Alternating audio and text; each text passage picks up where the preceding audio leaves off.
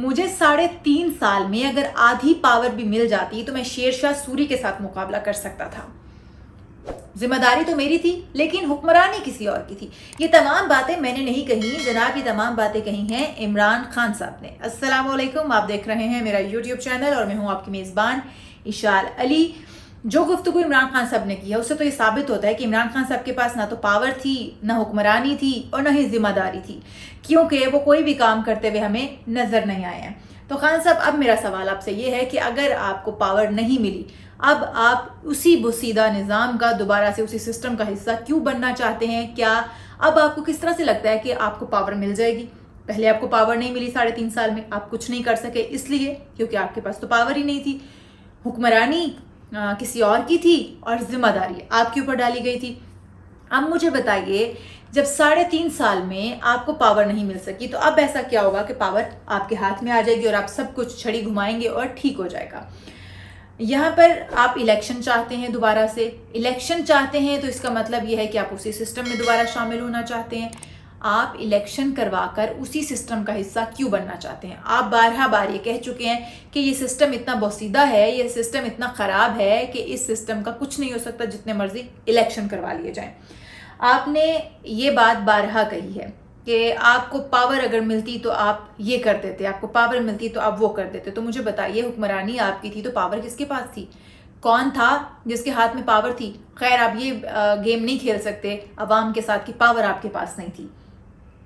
अब आप या तो अहमक हैं या फिर आप भी मिले हुए हैं दूसरों के साथ कि आप अगर ये कहते हैं कि मुझे पावर नहीं मिली है लेकिन मैं दोबारा इलेक्शन लेना चाहता हूँ, लड़ना चाहता हूँ और दोबारा मैं इक़्तिदार में आना चाहता हूँ, फिर आपके पास पावर आ जाएगी। मुझे भी बताइए, ऐसी कौन सी जादू की छड़ी है आपके पास जो इस बार इलेक्शन में आप घुमाएंगे, इक़्तिदार भी आपके पास आ जाएगा और वो छड़ी से वो जादू भी आपके हाथ में आ जाएगा, या वो ताकत, वो पावर भी आपके हाथ में आ जाएगी जिससे आप सब कुछ कर गुजरेंगे, सब कुछ आप ठीक कर देंगे। 2013 में भी आप यही कहते रहे कि ये सिस्टम बोसीदा है। आप बार बार सिस्टम पर उंगली उठाते हैं, लेकिन आपने खुद सिस्टम को बदलने की कोशिश नहीं की। आपने भी वही रविश अपनाई जो बाकी सियासतदान अपनाते आए हैं आज तक। अवाम के साथ जो वो कुछ करते आए हैं वही सब कुछ आपने भी किया। यहाँ तक कि आप असेंबली फ्लोर पर खड़े होकर ये कहते रहे कि अल्लामा ताहिरुल कादरी जो हैं वो सही कहते हैं कि यहाँ पर जितने मर्जी इलेक्शन करवा लो, इस मुल्क का कुछ नहीं हो सकता, यहाँ पर कुछ ठीक नहीं हो सकता। तो खान साहब, उस वक्त भी जो जिस बिहाफ पे आप जीते वो ताहिरुल कादरी साहब ही तो थे। उन्हीं की वो सारी जो आवाम थी इकट्ठी की हुई थी, उन्हीं की तरफ से दिया हुआ धरना था जिसने आपको कामयाब करवाया। क्योंकि आपके पास अगर देखा जाए तो कारकुनान उस वक्त थे कौन से? आपके पास तो सिर्फ यूनिवर्सिटीज़ के बच्चे थे, मम्मी डैडी बच्चे आपने इकट्ठे किए हुए थे। आपके पास तो खुद कारकुनान भी नहीं थे, आपके पास तो कोई स्ट्रॉन्ग वोट बैंक नहीं था। फिर आप किस तरह से आ गए? आप उन्हीं धरनों की बदौलत तो आए हैं, आप कादरी साहब की धरनों की बदौलत तो आप जीते हैं इलेक्शन, लेकिन आप फिर भी कहते हैं कि ये सिस्टम ठीक नहीं है। आपने इलेक्शन जीता, आपको लाया गया या आप खुद आए, अवाम की ताकत से आए, जैसे भी आए, आप बहरहाल उसी सिस्टम का हिस्सा बने। आपने उस सिस्टम को बदलने की बजाय उसी सिस्टम का फ़ायदा उठाया। अवाम को सिर्फ ये रोना धोना सुनाया कि पिछली हुकूमत कुछ छोड़कर नहीं गई, पिछली हुकूमत कंगाल कर गई, पिछली हुकूमत ये कर गई, पिछली हुकूमत वो कर गई। दूसरी तरफ आप ये कहते हैं कि अगर खान अकेला खड़ा हो जाए तो इतने अरबों खरबों फंड्स इकट्ठे कर लेता है। अगर अरबों खरबों फंड्स इकट्ठे कर लेता है तो अब तक तो हमारे खजाने जो हैं वो कारून के खजाने बन चुके होते। अब तक तो खजाने हमारे लबालब भर चुके होते। अब तक तो हम दूसरों को कर्ज दे रहे होते। लेकिन क्या है कि अब तक हम सिर्फ कर्ज ले ही रहे हैं। आप आए, आपने सिर्फ मैराथन, टेली मैराथन करवाई, आपने फंड्स इकट्ठे किए, वो फंड्स जाते कहाँ रहे ये हमें नहीं पता चला। हुक्मरानी आपकी, इक़्तिदार आपका और सब कुछ आपके पास होते हुए पावर आपके पास नहीं थी। अच्छा मजाक है। बहरहाल जी, अब फिर आप इलेक्शन करवाना चाहते हैं, इलेक्शन पर अरबों आप लगवाना चाहते हैं। क्यों लगवाना चाहते हैं? उसी बोसीदा सिस्टम में दाखिल होने के लिए? मेरे ख्याल में तो बेहतर ये रहेगा कि पहले आप सिस्टम को बदलें, सिस्टम को बेहतर करने की कोशिश करें। जैसे ही सिस्टम बेहतर हो जाए फिर उसका हिस्सा बने, फिर मज़ा आएगा, फिर आप कुछ कर तो सकेंगे।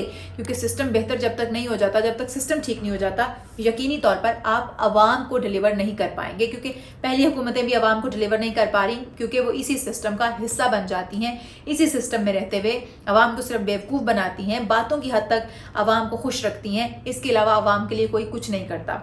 तो आप भी वही कर रहे हैं, आप भी धोखा ना दें। मैं तो आपसे यही कहूँगी कि अवाम को कम अज़ कम कोई एक तो मुखलिस लीडर मिले, कोई एक तो अवाम के साथ मुखलिस हो, जो अवाम के लिए कुछ करे, जो सिर्फ इक़्तिदार की जंग ना लड़े, जो कि अवाम के हकूक़ के लिए लड़े। तो अगर वो आप बन सकते हैं तो यकीनन अवाम का जो समंदर है ठाठे मारता, ये आपके पीछे खड़ा होगा। लेकिन अगर आप भी दूसरे सियासतदानों की तरह निकले, आप भी दूसरी जमातों की तरह निकले, तो यकीन मानिए अवाम का एतमाद पहले ही आपके ऊपर से उठ चुका है। जो रहती सहती कसर है वो आपके ये बयानिए जो है वो खुद ही उठा देंगे।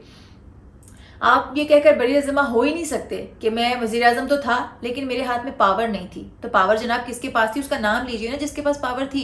बताइए कि पावर किसके पास थी, फैसले कौन करता था।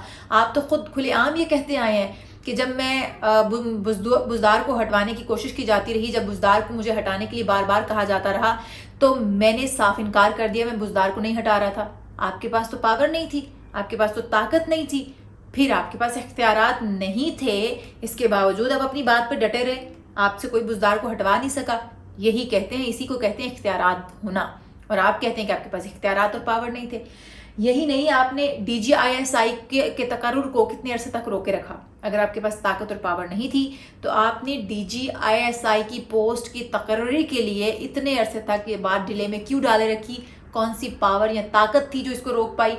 ये आप ही तो थे जिन्होंने रोके रखा। इसके अलावा अगर हम देखें तो आपने अपने इख्तियारात का नाजायज़ इस्तेमाल करते हुए, अपनी पावर का इस्तेमाल करते हुए तमाम मीडिया हाउसेस को बंदी बनाए रखा। मीडिया हाउसेस बैन कर दिए जाते, मीडिया हाउसेस पर ताले लगा दिए जाते। कोई आपके अगेंस्ट बोल जाता, आप पर तनकीद कर जाता तो उसकी तो शामत आ जाती, चाहे फिर वो कोई एंकर है या कोई मीडिया हाउसेस हैं। आपने कितने ही एंकर्स को जॉबलेस करवाया, उनकी नौकरियां खा गया, आपने उनको धमकियां लगाई, थ्रेट्स किए, मारा पीटा, जो कुछ आपसे हो सका आपने वो किया। क्यों? क्योंकि वो आप पर तनकीद करते थे, वो नहीं बोलते थे जो आप चाहते थे। जो आपकी ज़बान बोलते हैं उनके तो वारे न्यारे हैं, उनको तो आप देखें रातों रात वो करोड़ों अरबों में खेलते हैं। तो इसका मतलब ये हुआ कि आपके पास ताकत भी थी, इख्तियारात भी थे और आप पावर का नाजायज़ फ़ायदा भी उठाते रहे। इसके अलावा BRT का जिक्र कर लूँ। BRT का 100 अरब से भी ज़ायद का जो घपला था वो सामने आया। 100 अरब से ज़ायद खा लिया गया लेकिन किसी को नज़र नहीं आया। और आप कहते हैं कि आपके इख्तियारात नहीं थे, आपके पास पावर्स नहीं थी। आपके इख्तियारात नहीं तो आमिर कियानी को इतनी अथॉरिटी दे रखी थी कि वो अद्वियात को महंगे दामों मार्केट में लाता, उसके ऊपर पैसे बनाता और खाता। आप ही तो थे। आपके इख्तियारात के बिना, आपकी इजाज़त के बिना कैसे कर गया, किस तरह से हो गया? क्या आप ये कहना चाहते हैं कि नीचे से उठ के ऊपर आए हुए लोगों के इख्तियारात आपसे ज़्यादा थे? तो मैं नहीं मानूंगी, ये गलत होगा। अगर आप ये कहते हैं ग्रास रूट लेवल के जो ऑफिसर्स हैं उनके इख्तियारात आपसे ज़्यादा थे, किस तरह से आपसे ज़्यादा थे? फ़र्क होगी तो आप जानते ही होंगे। मामूली सी एक औरत जिसको आपने इतने इख्तियारात दे डाले कि वो सरकारी अफसरान की तकर्रियाँ और तबादले करती रही। ये इख्तियारात किसने उसको दिए? अब आप ये भी डाल दीजिए इस्टेब्लिशमेंट ने दिए होंगे ये इख्तियारात। फ़र्क होगी आपकी रिश्तेदार थी, फ़र्क होगी आपकी बेगम की रिश्तेदार थी, फ़र्क होगी इस्टेब्लिशमेंट की रिश्तेदार नहीं थी, नून लीग PDM की रिश्तेदार नहीं थी, पीपल्स पार्टी काफिले की रिश्तेदार नहीं थी। फिर उसके पास इतने इख्तियारात का होना और आपका ये रोना धोना कि आपके पास इख्तियारात नहीं थे, आपके पास पावर नहीं थी, क्या जस्टिफाई है? बहुत सारी ऐसी चीज़ें हैं जो कि जस्टिफाई नहीं है। आप फिर भी इलेक्शन चाहते हैं, आप फिर भी इस सिस्टम का हिस्सा बनना चाहते हैं जो कि इतना करप्ट है, जिसमें आपको पावर और इख्तियारात नहीं दिए गए। आप क्यों इसका हिस्सा बनना चाहते हैं? क्योंकि आपको भी इस नशे की आदत हो गई है, आपको भी इस इक़्तिदार के नशे की लत लग गई है। आप भी सिर्फ कुर्सी पर बैठना चाहते हैं, आप भी फिर अवाम के लिए कुछ नहीं करना चाहते। आप आज पेट्रोल के बारे में बात कर रहे थे, पेट्रोल के बारे में बात करते करते आप ये भूल गए कि कीमत कितनी है। 2000 आपने 63 कीमत बता दी, 2036 के 63 आपने कीमत बता दी। आपको यही नहीं समझ आई कि आप कह क्या रहे हैं? तो खान साहब, आप जो बोलते हैं खुदारा सोच समझ कर बोला करें। आप ये रोना रो रहे हैं कि आपको आधी पावर भी मिल जाती तो आप शेरशाह सूरी के साथ मुकाबला करते। आपको तो इससे कई ज़्यादा पावर मिली थी। पावर का नजायज़, उन इख्तियारात का नजायज़ फ़ायदा उठाया गया है, लेकिन इतनी पावर नहीं मिली कि आप आवाम को डिलीवर कर सकते। दूसरी तरफ थोड़ा सा जिक्र जो है वो शहबाज गिल साहब का भी कर लूँगी। डॉक्टर शहबाज गिल जो हैं वो ये कहते हुए सुनाई दिए कि आज़म खान सवाती के साथ जो हुआ वो गलत था। उन्होंने ये कहा कि PTI में से किसी भी नौजवान शख्स को उठा लें, मुझे उठा लें, जेल में डाल दें, लेकिन आज़म खान सवाती के साथ ये जो रवैया है, ये नॉर्मल सलूक जो वो नहीं होना चाहिए था। उनके कपड़े उतारे गए, उन्हें बरहना करके मारा गया। उनके ख़ानदान पर क्या गुजरी होगी, उनके अहलो अयाल पर क्या गुजरी होगी। तो यकीनन अगर ऐसा कुछ हुआ है तो बड़े गलत फेल है। लेकिन क्या आपको नहीं लगता कि ये मकाफात अमल है? यही कुछ आप लोग करवाते आए हैं आवाम के साथ, अब यही कुछ आप लोगों के साथ हो रहा है। तो मकाफात अमल ज़िंदगी को कहा जाता है, दुनिया को मकाफात अमल कहा जाता है, तो शायद ये वही चीज़ें रिपीट होकर आ रही हैं।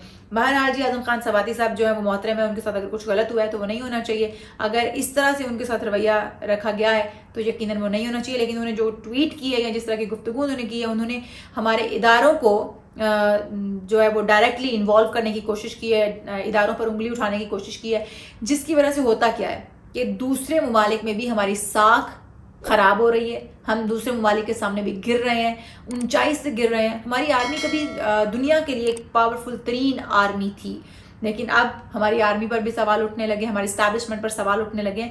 तो खुदारा इस सबको रोक देना चाहिए। मुल्की हालात पहले ही इतने साजगार नहीं हैं कि इन चीज़ों के मुतहम्मिल हो सकें।